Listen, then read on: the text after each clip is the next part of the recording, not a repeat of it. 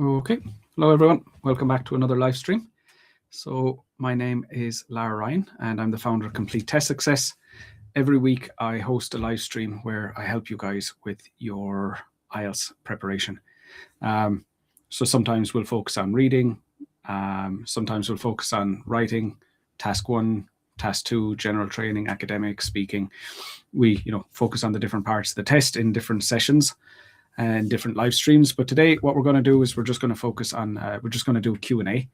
So that basically means it's just open to you guys to tell me about any problems you're having so that I can help you overcome those problems. Or if you have any questions about, if there's anything about the IELTS test you don't understand, or you don't know how to improve any scores, or, whatever issues you might be facing at the moment, feel free just to go to the chat, ask me whatever you want, or, describe whatever problems you're having, and I'll be able to give you some feedback and some advice. That's basically what we're doing. If you have questions about any part of the test, be it reading, writing, listening, or speaking, by all means, feel free to jump in and ask any questions you have. Or, like I said, it could be problems you're having. For example, maybe you're doing lots of practice reading tests and your scores aren't improving and you don't know why, or whatever it might be. So yeah, feel free just to jump on, go into the chat there, whether you're on Facebook or YouTube, and let me know what questions you have.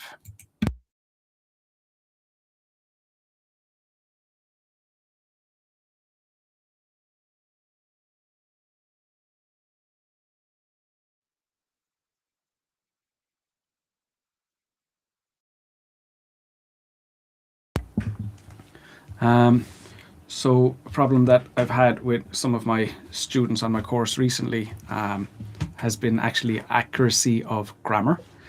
So what I've been doing with them is, we'll do a practice speaking test. I'll make notes, write down, a list of pretty much every grammar mistake that they're making. And then what we'll do is we'll look through them and we'll see what type of grammar mistake they're making most often. So let's say a very common problem would be subject-verb agreement, where, present simple would be I go, you go, he goes, and we need the S on the verb. So for example, if that's a mistake that they're making, we'll figure out whatever the most common mistake is. Once we find that, then work towards improving the accuracy of that. And it really depends on where the student is. So, if I'm working with a student who doesn't understand the grammar, well, they need to start by, studying the grammar itself, going back, looking at the rules. I always recommend the Grammarly blog if you're trying to better understand the rules and how the grammar works.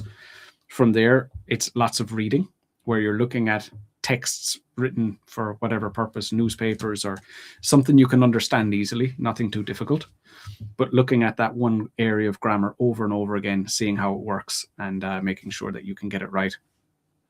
Then I recommend that students get it correct in their writing. I feel like if you cannot do it in writing, when you have time to go slowly and think carefully about it, it's very unlikely you're going to do it in speaking when everything has to happen immediately. So get it right in writing first. And once you're happy that you can do it correctly, then introduce it to your speaking. And, just do lots of practice speaking, going slowly and correctly until you form that habit of doing it correctly, even when you're not thinking about it. So it depends on the students. Some students will need to go straight back to the rules. Some students can start straight into the writing, and some students will be ready to introduce it to their speaking straight away. But that's something that's come up with a few of my students recently. So if you're having any problems like that, just jump in and let me know. Hi, Caesar. Good to see you here. Welcome to the lesson. And if you have any questions, Caesar, or any problems, feel free just to jump in. Let me know what they are, and I'll be able to give you some advice on that, on whatever it is that you're struggling with. Hi, Ismail. Welcome to the live stream. So Ismail says, in IELTS writing, we are required to give our personal opinion in all question types. For example, in questions ask only about advantages and disadvantages, should we include our opinion or not? No, you don't need to. So only when the question directly asks you for your opinion do you need to. So if the question says, do the advantages outweigh the disadvantages? Then your opinion will be, yes, they do, or no, they don't. If the question says, are there more advantages or more disadvantages? Then your opinion will be more advantages, or your opinion will be more disadvantages. So whatever it is like that, where you're being asked for an opinion, you have to give it. Very, very important. But in a question like you said, do the advantages, what are the advantages and disadvantages? In that situation, you just talk about the advantages and disadvantages. You haven't been asked for an opinion, so you don't need to give one. There are other questions like, what are the problems and what are some possible solutions? Again, you're not asked for an opinion, you're just using the main ideas. What are, whatever, one or two problems and one or two solutions, like that. So no, there are some questions where an opinion is not necessary. Yeah. Hi, Sherry. Okay, so Sherry says, I gave 2 ideas in my last attempt and I got a 7 for task response. Others were 8. I thought it was because I have only 2 ideas. Can that be the reason? I was sure I explained them like I did when I got 8. No, that won't be the reason. What was the question type? So, like, let's say, for example, if you write an essay with 2 ideas, you would need to write about 100 words for each idea. If you write an essay with 3 ideas, you need to write about 70 words for each idea. And if you write an essay with 4 ideas, you would write about 50 words for each idea. So how much you write for each idea depends on the number of ideas in your essay.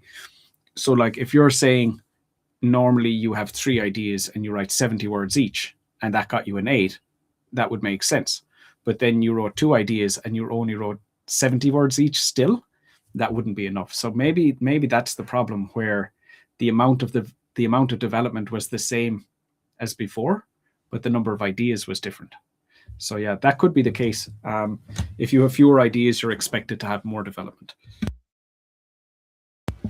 So yeah, if you wrote about 100 words for each one, then it's not how much you developed it.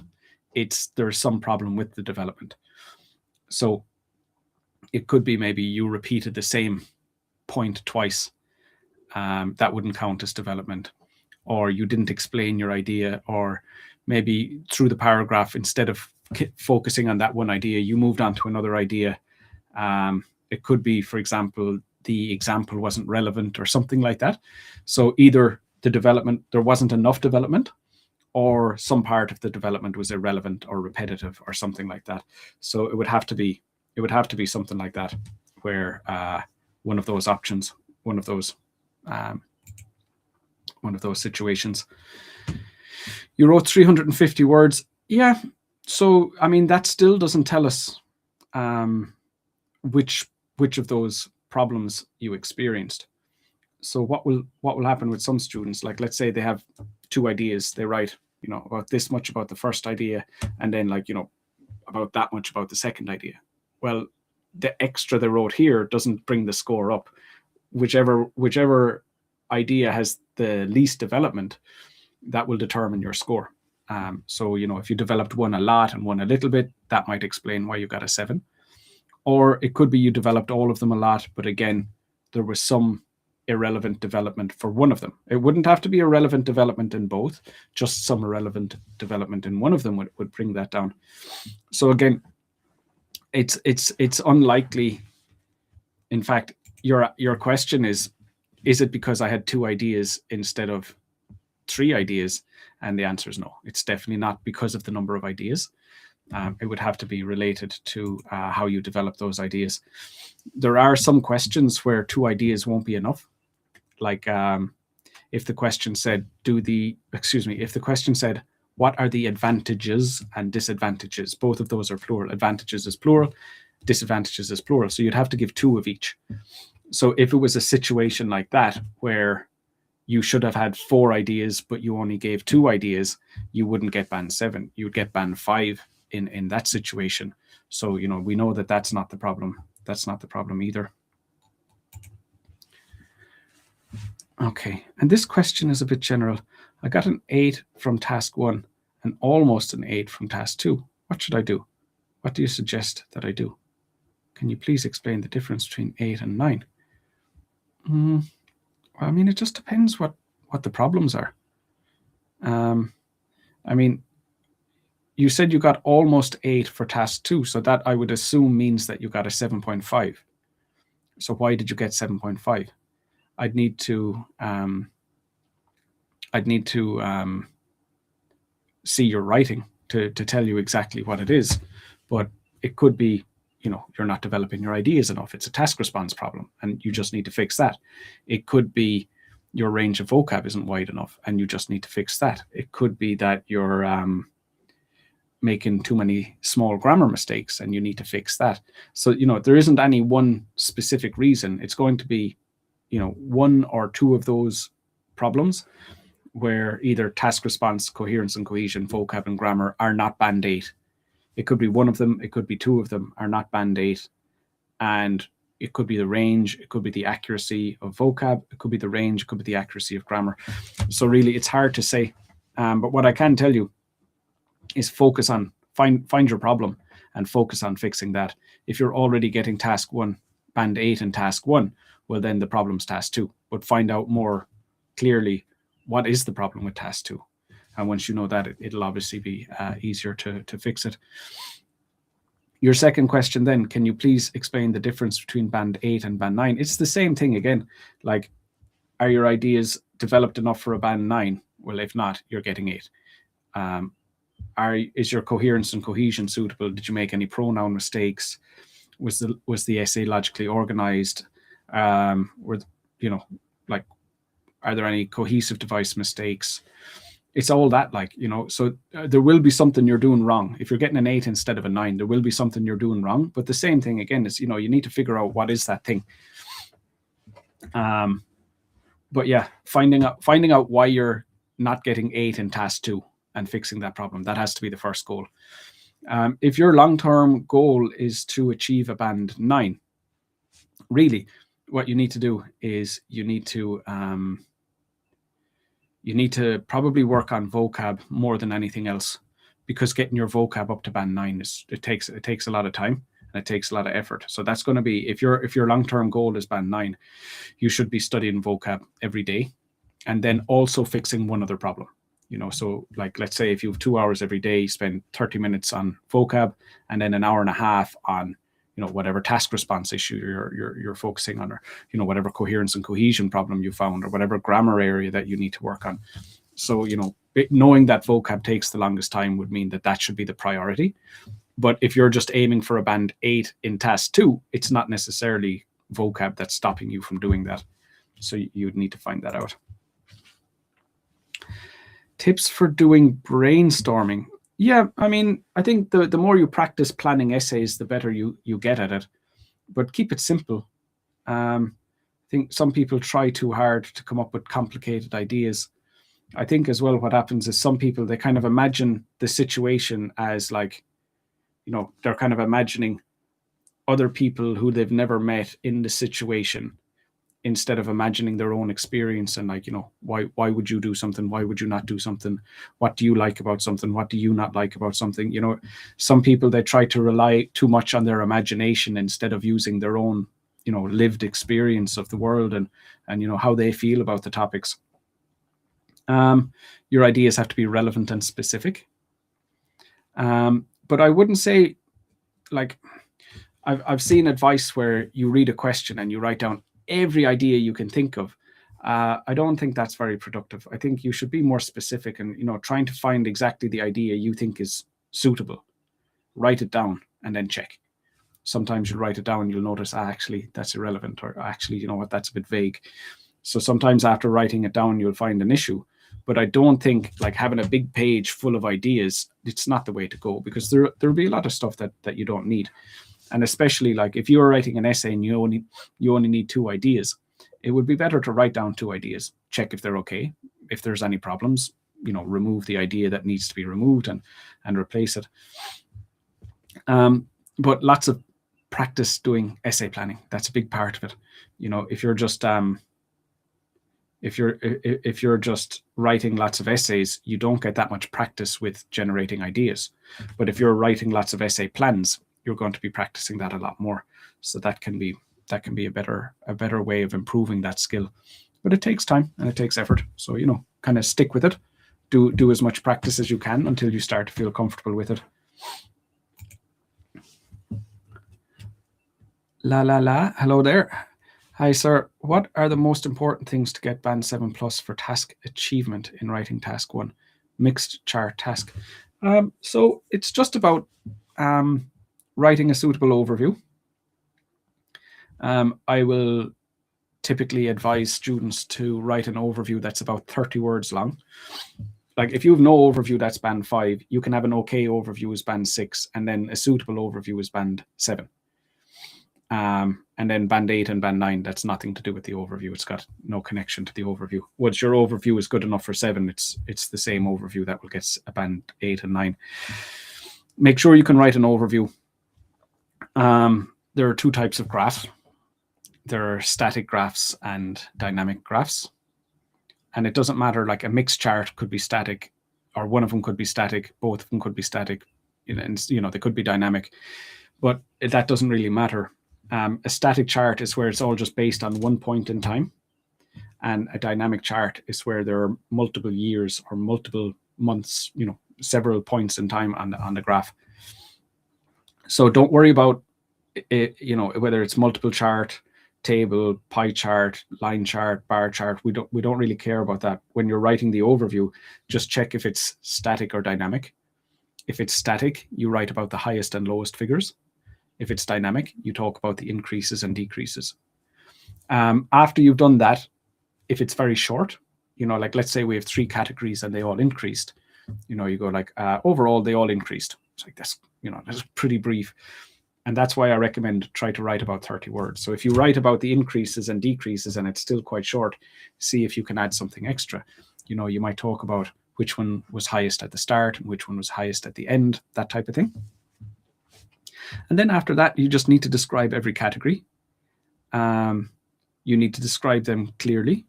You need to support your descriptions with data, like whatever percentages or whatever figures are in the chart. That's essentially it.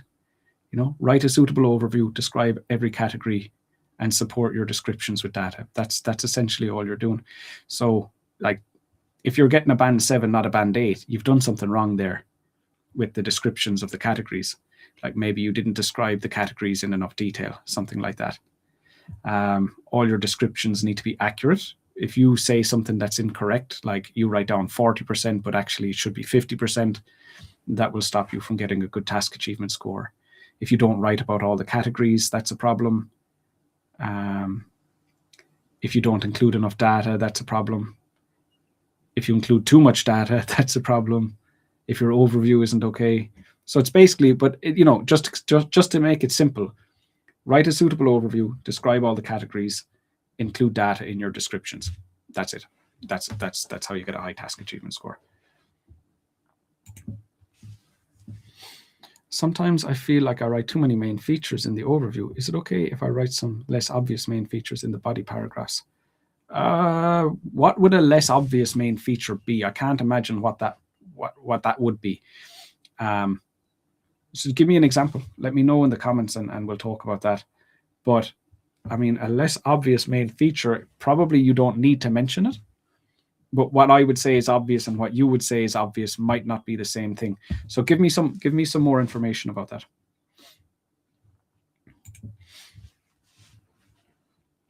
Okay, so in the bodies of the writing, should it be something like an opening sentence, its explanation, expansion, an example, the result of this application, and linking it to the idea and the topic? Yeah, it doesn't need to be that strict though. I mean, you need to say what your idea is. So I guess that would be the opening sentence. So if we were saying, our house is better than apartments, and I'm going to say, I think apartments are better because they're cheaper. So is that the opening sentence? Apartments are better because they're cheaper. And then you need to explain. So you might explain why they're cheaper, extend on that, give an example of, in my city, a house costs this much, but an apartment costs that much. So it could be an example. The result of that, you can go on to the result as well, like, why people want to save money. It doesn't seem as relevant though. Like the reason people want to save money or what people will do with the money they save, that's not really about why apartments are better. That's more about, talking about people's finances. So sometimes be careful with the result. That can go off topic quite easily. But it doesn't have to be a specific like explanation, example, explanation, expansion, example, result. It doesn't have to be that. It could be just an explanation. It could be just an example. It doesn't have to be all of those things. You just have to develop your ideas enough. So like I was saying earlier, if you only have 2 ideas, you should write about 100 words for each idea. So you need enough development that you reach 100 words. If that's just explanations, just examples, a mixture of those, that's all fine. Whatever way you get there is fine. You just need enough development. It doesn't have to be exactly the way you've suggested. There has been much talk about a section in writing called concession and showing a different point of view. Does it really raise the level of the writing? No. It's not an important part of an essay. You can do it. Some people like to do it. I think it's more complicated. If you're writing an agree or disagree essay and you just talk about, why you agree. So like, let's say, whatever the question would be, I'll say, I agree. Here are 2 reasons why I agree. That's very easy. But if you're going to say, I agree, here's 2 reasons I agree, and here's another reason why other people might disagree. If it's not too difficult for you, by all means, that's fine. But you can easily get a band 8 without writing a concession. So I generally think the IELTS test is difficult enough without doing things we don't have to do. So I personally don't teach my students to do it. Other teachers like them. They recommend that they write them. Some students like them, but it's not the most important thing you need to do. Hi, Estella. What are some useful tips for writing task 2? It all depends on what your weaknesses are. Like, that's why students on my course, A, like I'll teach them what to do, but B, I'll give them feedback on their writing. And that's why, everybody needs to do the same thing, but not everybody is making the same mistakes. So finding out your mistakes is really, really important, because how do you know what you're doing wrong? You mean, when you write an essay, you're trying to do everything right, and you think you've done everything right. So how do you know what you're doing wrong, and how do you know what you need to improve? So getting feedback is really helpful. And then it depends on how long you have before the test. Like, if you have a test coming up in the next week, we're going to focus on improving your task response and coherence and cohesion, because we don't have time to do anything else. If you have a test coming up in 6 months, well then, we're going to work on vocab and grammar. We're going to do everything. We're going to work on everything. So it just depends. It depends on your weaknesses. It depends how much time you have. But in general, when you're writing the essay, make sure your ideas are relevant and specific. And when you're writing, don't try to show off with vocab and grammar. Just try to be as clear as possible. I think that's where a lot of students go wrong. Like, when I'm looking at a student's writing, like they've just joined my course, it's the first essay I've seen from them. Like, very often it's difficult to understand, not because their English isn't good, because they're trying so hard to use difficult vocab and difficult grammar structures, right? And my advice to them on the short term is just keep it simple. Focus more on communicating clearly. You don't need to come up with anything extra special. You don't need to be making it more challenging. Just keep it simple and try to communicate clearly. So very often, like, the feedback in the beginning is, just reduce your range. Let's see how clearly you can communicate when you're just trying to communicate clearly. And then from there, we can see like, oh, okay, right, well, actually, you have this problem with grammar that we need to fix. Or actually, your range of vocab isn't wide enough. We do need to study more vocab. Not use difficult words, but actually just continue studying vocab so you can use more words easily. It just depends. It depends where you are. It depends what your problems are.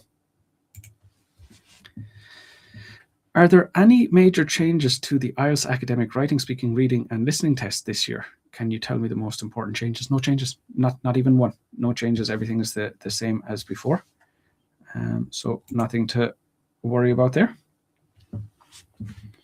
So I think the main features for the overview should be the main trends and biggest and smallest categories. Yes, but there are some more like the fastest growing categories or the one that was the smallest. Yeah, but you already said the smallest. You said the biggest and smallest categories. The fastest growing category I mean, what I said earlier was talk about all the increases and decreases first. If your overview is already about 30 words long, don't add anything extra. That's enough. If your overview is quite short and you're trying to find extra things to say, including the fastest growing category, fair enough, that would be okay. I personally would just go for which was highest at the start and highest at the end. And if it's still not long enough, I would go at which one was lowest at the start and lowest at the end. It'll have to be long enough after that. I mean, there's no way you could include all that information and not reach 30 words. But yeah, the fastest growing category, potentially, I wouldn't see it as a problem. Like if I saw it in a candidate's writing, I would accept that as long as it's correct and the most important information is already there. But I wouldn't recommend it as I wouldn't recommend it to my students as something to look for, because that won't always be there, whereas the other things will,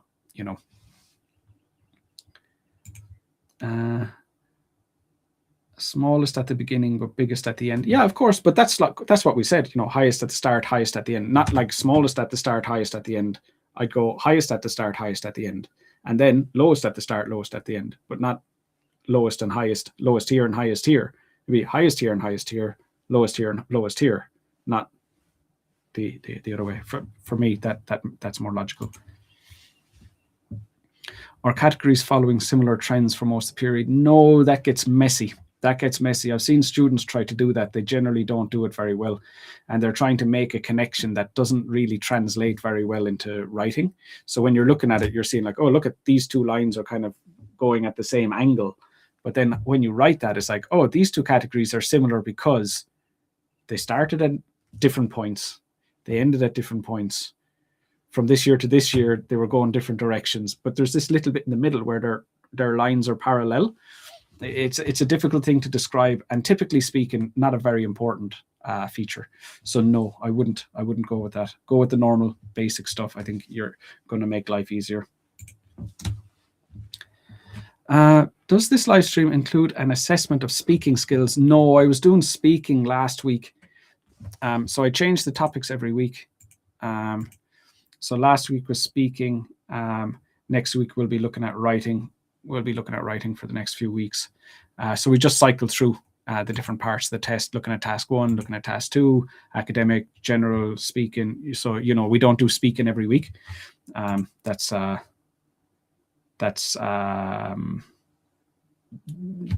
within the cycle, but not every week. Yeah. Okay, guys. So it looks like that's all the questions that we have today. I'll wait on another minute if I see, excuse me. If I see any other questions, I'm more than happy to answer those for you.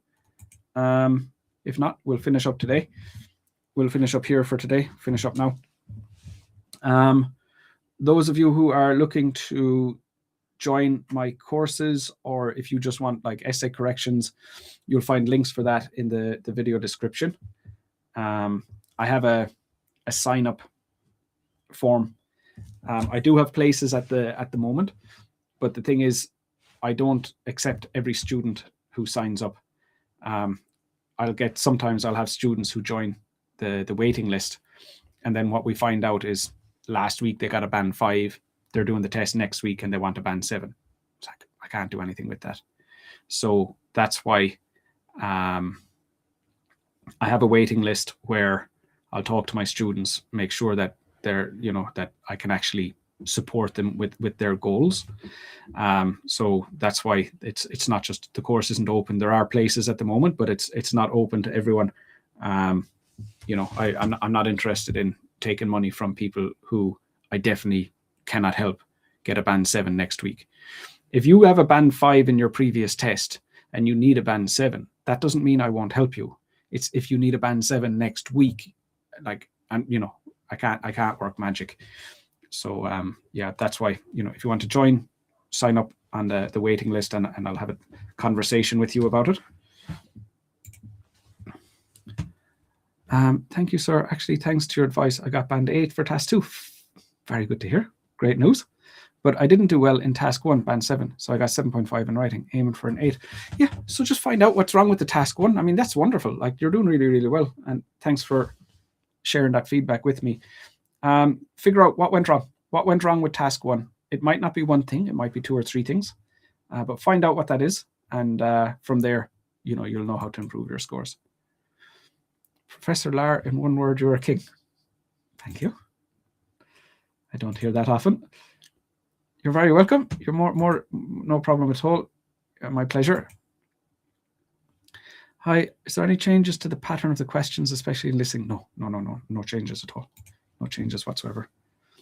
I know it's an estimate and it varies from person to person, but let's say someone currently writes at a score of 6.5. How much approximate time and daily hours of writing and practice would it take to get an 8? If you're studying for about 2 hours a day, I would say a year or maybe a bit more. If you're looking for under a year, you're not being realistic. And the biggest problem is going to be vocab. Because let's say if you're currently getting a 6 in vocab and now you need to get an 8 in vocab, that's going to take, that easily could take a year. Even if you're getting a band 7 in vocab and you need to get an 8, there's still a lot of work to do. And, that would mean that, other areas need more work. So, your grammar probably need a lot of work. I would give it at least a year, and that's studying every day. And also not just studying generally, but knowing what your problems are and focusing on fixing those. Yeah. It's a slow process when you're improving your English. When it comes to just the exam skills, task response, coherence and cohesion, that doesn't take too long, but it's the vocab and the grammar. If that's not where it needs to be already, that's where the time comes from. You just need a lot of time to fix those. Okay.